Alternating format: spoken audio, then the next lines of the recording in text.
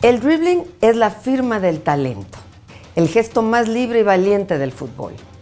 En México 86 los jugadores desafiaron las reglas, inventando nuevos caminos para llegar al gol. Hoy en la trilogía de la gloria celebramos la creatividad, el arte de engañar sin hacer trampa. El dribbling es ritmo, es juego, es corazón. Pelé lo comenzó, Maradona lo perfeccionó y millones lo convirtieron en lenguaje universal. Porque el fútbol, más que un deporte, es una expresión del alma en movimiento. Bienvenidos una vez más a la trilogía de la gloria y el arte del dribbling. El fútbol tiene gestos que definen épocas, y uno de ellos es el dribbling, el arte de engañar al rival sin perder el control del balón. El término nació del inglés to dribble, que significa hacer rebotar o hacer avanzar algo gota a gota. Los cronistas británicos del siglo XIX lo adoptaron para describir el movimiento rápido y creativo de los primeros delanteros, capaces de avanzar sorteando rivales como si tejieran sus jugadas sobre la hierba mojada. Con el paso del tiempo, el dribbling dejó de ser un recurso técnico para convertirse en una firma personal, una forma de expresión dentro del juego. En Sudamérica tomó un nuevo significado, una mezcla de picardía, talento y valentía. Fue allí donde el dribbling dejó de ser solo un movimiento y se volvió una filosofía. Jugar con libertad, improvisar, atreverse a lo imposible. Pelé lo convirtió en poesía. Maradona lo transformó en un arma imparable. Y millones de niños en las calles de América Latina lo adoptaron como el gesto que separa al jugador común del que puede cambiar un partido. En México 86 el dribbling alcanzó su cima. Cada toque, cada finta y cada carrera nos recordaron que el fútbol también es arte, que la creatividad puede romper esquemas y que a veces el movimiento más pequeño puede desatar la emoción más grande. Y el fútbol nace grande porque la cancha es grande y entonces tiene que reunir 100,000 espectadores de 80 a 120 como sea. En el Mundial de México, en el Azteca le cabían 110,000 personas. Todo esto hace que el fútbol nazca pues gigante. Y entonces, y lo bonito es que el fútbol se puede jugar desde la calle, con laderitas, con una pelota de papel, con lo que puedas improvisar. El fútbol se puede jugar con dos personas o solo empiezas a dominar el balón y eso tiene grandioso el fútbol. Yo no sé si estaban muy desconcertados los ingleses por el robo del gol de la mano de Dios, porque poquitito tiempo después, minutitos después, llega el famoso gol del dribbling. Yo recuerdo estar en la tribuna y cuando cae el gol, voltear a ver a mis lados a la gente que estaba cercana a mí y decir, esto fue posible, esto es real, no hay ninguna falta, no es un sueño, no. Es que todo el mundo se quedó frío de lo que hizo Maradona. Goles como esos han caído más. Leo Messi también hizo uno en el fútbol español, etcétera. Sí, pero en un partido de cuartos de final de Copa del Mundo contra Inglaterra, con el antecedente de las Malvinas y firmado por Maradona, le daba una dimensión totalmente diferente. Entonces, fue de estupor. Fue de ese asombro en el que no sabes si gritar, si agradecer, si constatar, buscas rápido de repetición para ver si todo eso fue cierto, si nadie tocó la pelota en el camino desde su propio terreno de Maradona, y te percatas de que no fue así, de que fue real y que fue pues uno de los mejores goles de toda la historia de las Copas del Mundo. Yo cuando tuve la oportunidad en España de desayunar, comer, de tomar un café con Pelé, platicábamos eso. Y él me decía, mira, como se juega ahora, yo no sé si trayendo la pelota en los pies pudiera hacer lo que hacía en mis tiempos, que había más libertad de acción. Ahora el marcaje es más estrecho. Ahora se le exige al futbolista más condición físico-atlética que se le exige entonces. Entonces se le exigía tocar bien la pelota, mover bien el balón, abrir espacios. Lo que le nombraron el dribbling, que ya ahora parece que se acabó. Ahora llevas la pelota y ves un rival y se la entregas al que está atrás. No lo encaras, a burlarlo, como decíamos en aquellos tiempos. El dribbling no solo mostraba talento, mostraba personalidad. En cada equipo había futbolistas capaces de cambiar un partido con un movimiento, una finta o un control milimétrico. En los mundiales, esas individualidades se convertían en el pulso emocional de todo un grupo. El jugador que sabía escapar entre rivales, que encontraba caminos donde no los había, se transformaba en la pieza capaz de alterar el ritmo del juego. El dribbling separaba al futbolista común del extraordinario. Era el gesto que marcaba diferencias, el que obligaba a los rivales a modificar su defensa y el que levantaba al estadio con cada intento. Para los equipos, contar con un jugador así significaba tener una llave para abrir partidos cerrados. Un toque, un giro, una finta sobre la línea podía cambiar el ánimo, la estrategia y hasta el destino de un mundial. Las individualidades brillaban a través del dribbling y cuando lo hacían, arrastraban con ellas a todo un equipo hacia adelante.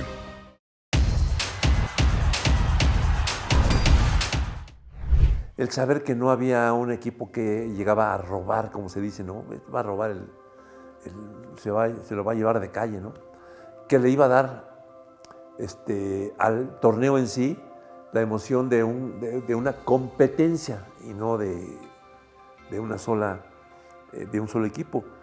Y así sucedió. Afortunadamente vimos unos partidos muy interesantes, muy importantes, en donde para mí creo que ese fue muy importante. Yo creo que en ese mundial, por lo menos para mí, fue el mundial en que se empezó a ver la importancia del individuo en un conjunto. ¿Por qué? Pues porque la calidad individual de 2 o 3 jugadores marca la diferencia brutal en un juego de conjunto. O sea, eso es... Y ya se sabe que va a ser así, pero no hay forma de pararlos porque es la habilidad que tienen, la inteligencia que tienen para hacerlo. O sea, nosotros ya sabíamos, íbamos a jugar contra Pelé y contra Maradona, qué iba a pasar contra San Filipo, ya sabíamos. Y decíamos, mira, en esta zona puede pasar esto, en esta zona que sean 2 acá. Pero lo hacíamos y no nos funcionaba, porque al final del camino, en el fútbol, la calidad individual se impone. No quiero decir que sea más importante, pero es la que en muchas ocasiones define lo que es un juego de conjunto.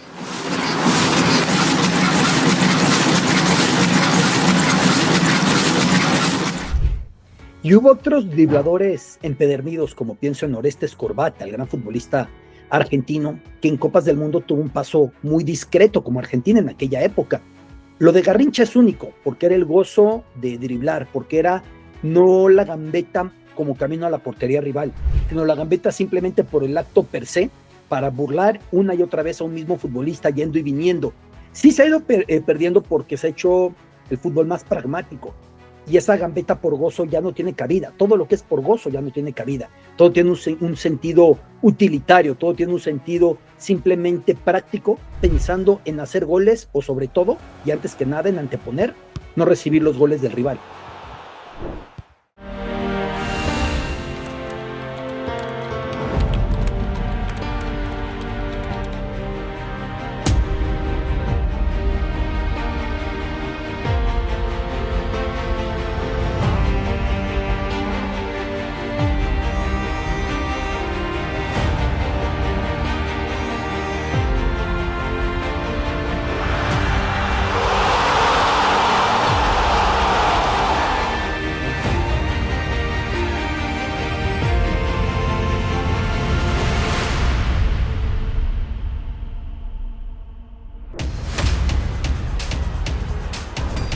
Jugué ahorita regresando a Maradona y Argentina, jugué contra Maradona dos veces antes con el Nápoles contra Pumas. Si la gente recuerda, Maradona jugó en Nápoles antes del Mundial y Pumas lo enfrentamos 2 veces. Una vez empatamos y otra vez le ganamos 1-0. Una vez en Los Ángeles empatamos y en San José, California, le ganamos 1-0.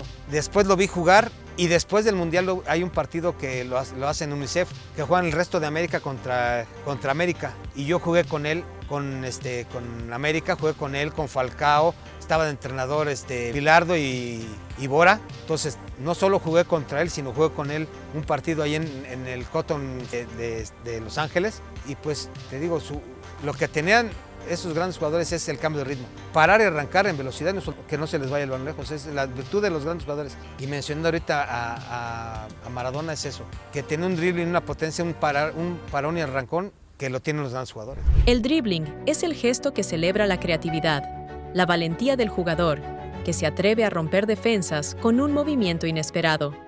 Es la expresión más libre del fútbol, pero el Mundial no vive solo de destellos de genialidad. Después de la fantasía del regate, llega la parte más dura, más fría y más solitaria del fútbol: los penales. En el punto penal, todo se detiene. El tiempo, el ruido del estadio, incluso el corazón de quienes observan. A diferencia del dribbling, donde el futbolista crea y se expresa, el penal exige precisión quirúrgica y mente fuerte. Los penales definieron destinos, construyeron leyendas y también dejaron cicatrices que aún duelen. Entre la magia del dribbling y la crudeza del penal fallado se encuentra la esencia del Mundial. La gloria y el fracaso separados por centímetros, por segundos, por un gesto que puede cambiarlo todo.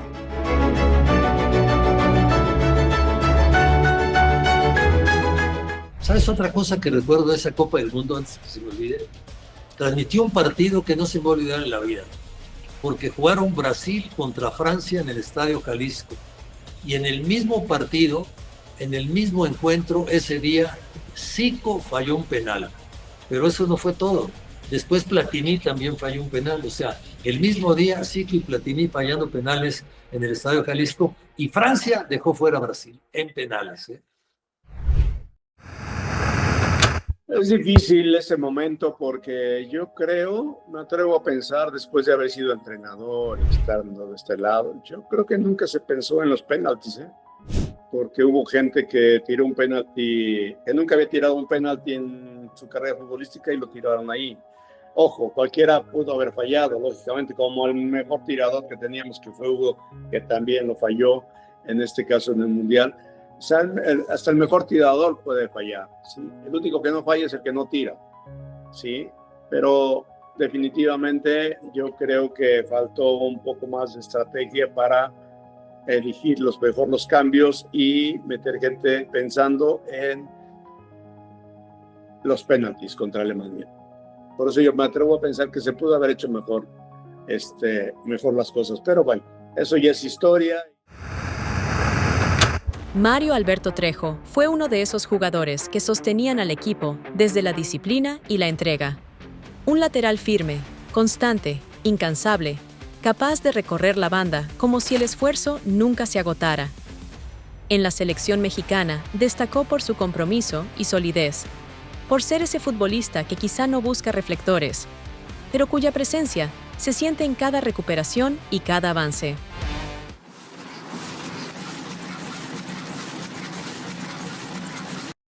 Un golpe muy duro, un golpe tremendo, porque ahora sí que los penales en ese momento pues los tiraron los que mejor se sentían, ¿sí?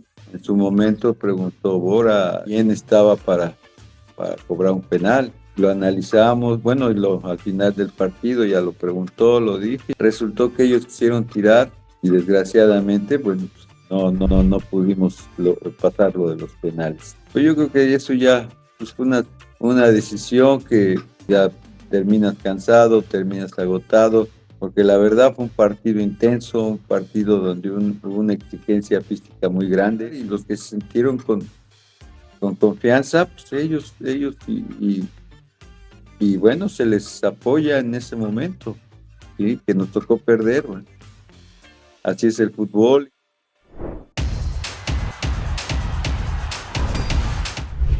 Monterrey creo que fue un partido muy parejo. Nos enfrentamos a una Alemania que ya estaba muy adaptada al calor, que estaba muy adaptada a muchas cosas porque ya había jugado ahí y además con mucha experiencia, con grandes jugadores. Entonces manejaban muy bien los tiempos, no se regalaban, jugaban con los tiempos, tenían jugadores muy rápidos en la parte de arriba, muy fuerte su defensa y aún así dominamos y tuvimos las mejores acciones, ¿no? Pero no fueron tantas. Y bueno, también hubo un gol ahí que nos anulan, nunca supimos que nos marcaron.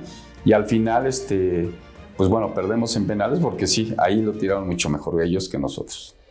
Y pudimos haber sacado el resultado.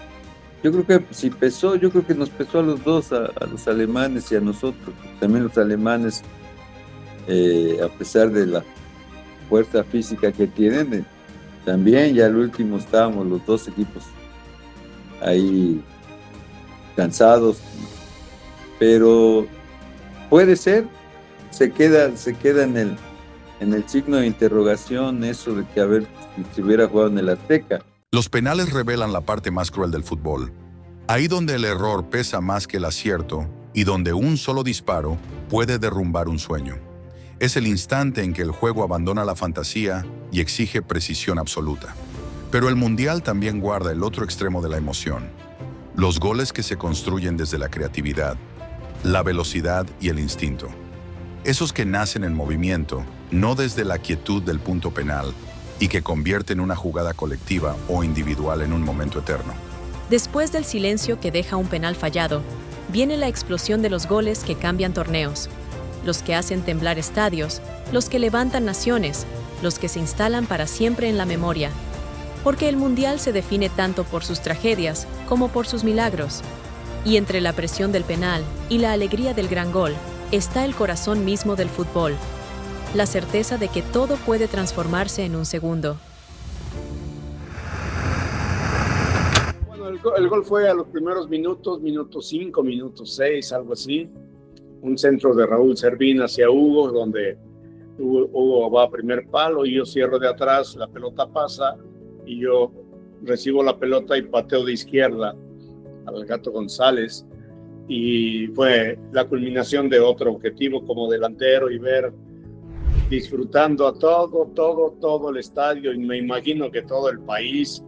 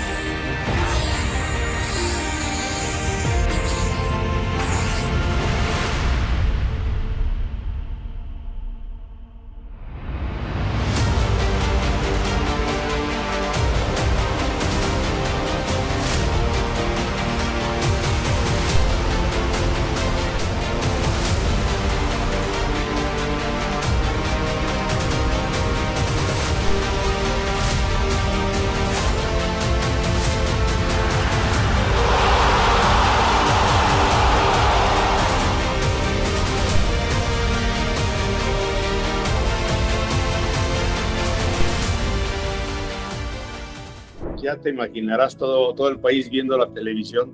Son de las cosas que, bueno, que en ese momento a lo mejor no lo ubicas tal cual. Después ya te vas dando cuenta de la magnitud de lo que has hecho, y bueno, la verdad que muy agradecido y muy bendecido de haber disfrutado ese tipo de momentos. Y bueno, fue un partido que no terminó bien porque, te vuelvo a repetir, bueno, tú mencionaste que Hugo falló penalti al final, pero no estuvo mal el empate. Sí, al final terminamos en primer lugar, que fue lo que nos hizo pasar a Monterrey como primer lugar. El primer lugar iba a Monterrey. A nosotros nos habían puesto, supuestamente íbamos a pasar en segundo lugar y quedarnos en el Estadio Azteca, cosa que no fue así. Quedamos en primer lugar, por sorpresa de muchos, y tuvimos que ir a Monterrey, que la gente allá nos recibió muy bien, pero las condiciones climatológicas de Monterrey eran terriblemente calientes, mucho calor para jugar contra Alemania.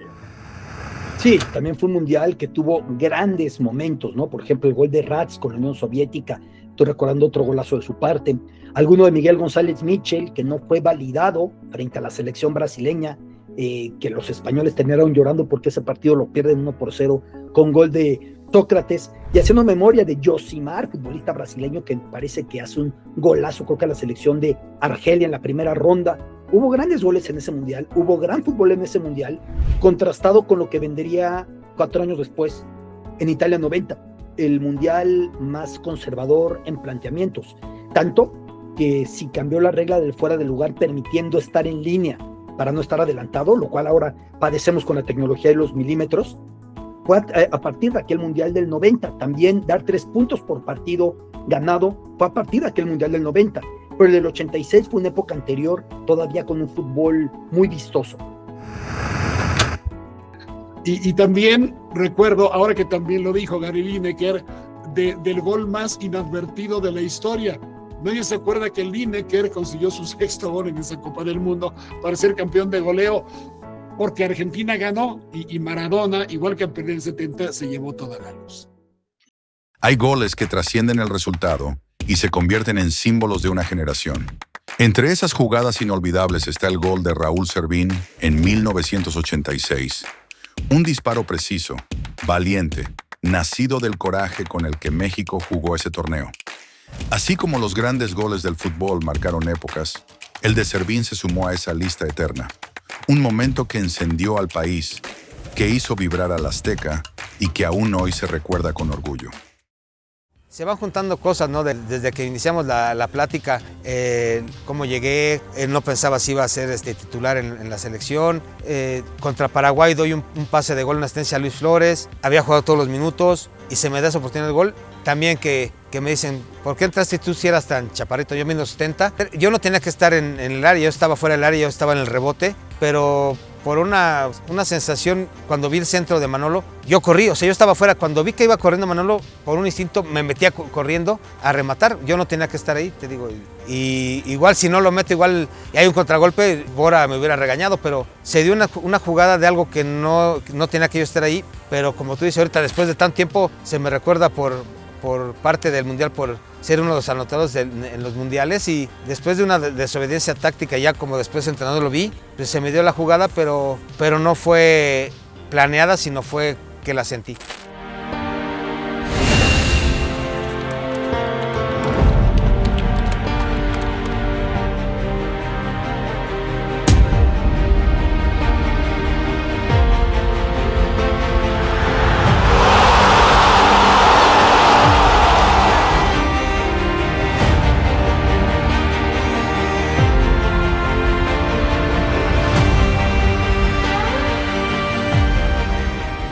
Te digo, y en un instante la gente pensó que había sido Carlos Muñoz. De hecho, si no estoy ahí, él lo hubiera metido, porque él va directo ahí y yo me corrí y me anticipé. De hecho, yo cuando rematé, él me empujó. Hoy recorrimos ese universo, desde la magia individual del dribbling hasta la tensión absoluta de los penales y la grandeza de los goles que quedan para siempre. El dribbling nos mostró la parte más creativa del juego, la valentía del futbolista que, en medio de la presión, se atreve a inventar un camino. Ese gesto definió estilos, marcó épocas y convirtió a ciertos jugadores en leyendas, capaces de cambiar un partido con un solo movimiento. Pero el torneo también nos recordó su cara más cruel, los penales fallados. Ahí donde el silencio pesa más que el ruido del estadio y donde un pequeño error puede convertirse en una cicatriz eterna. Entre la libertad del dribbling y la dureza del penal se encuentra el alma del Mundial. La línea delgada entre la gloria y la frustración. Y en medio de esos contrastes surgieron los grandes goles, esas jugadas que iluminan torneos enteros. Obras colectivas o genialidades individuales que hicieron vibrar al mundo y quedaron inscritas en la historia del fútbol. Hoy celebramos la creatividad, la valentía y el drama que hacen del Mundial un torneo incomparable. Entre gambetas imposibles, disparos decisivos y goles que erizaron la piel, el fútbol volvió a demostrarnos que su magia vive en cada detalle.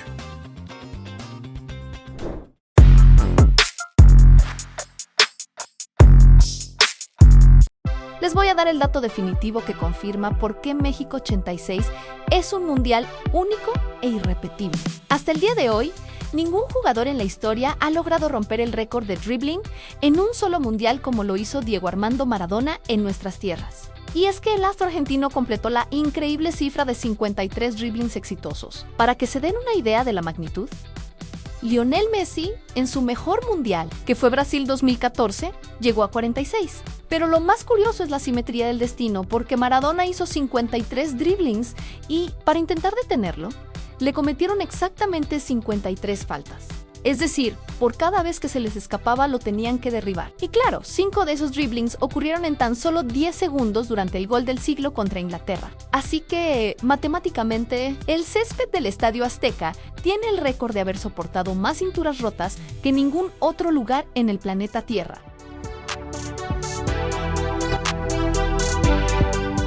Bueno, fue un momento mágico, la verdad, fue una conexión con la gente hermoso y de verdad que recuerdo como si fuera ayer, ¿no? Entramos como año y medio, casi 2 años, previo al Mundial 86 y tuvimos la oportunidad de tener una buena preparación. Y la selección se abocó a trabajar, creo que fue una gran decisión para que nos acopláramos más, para que nos...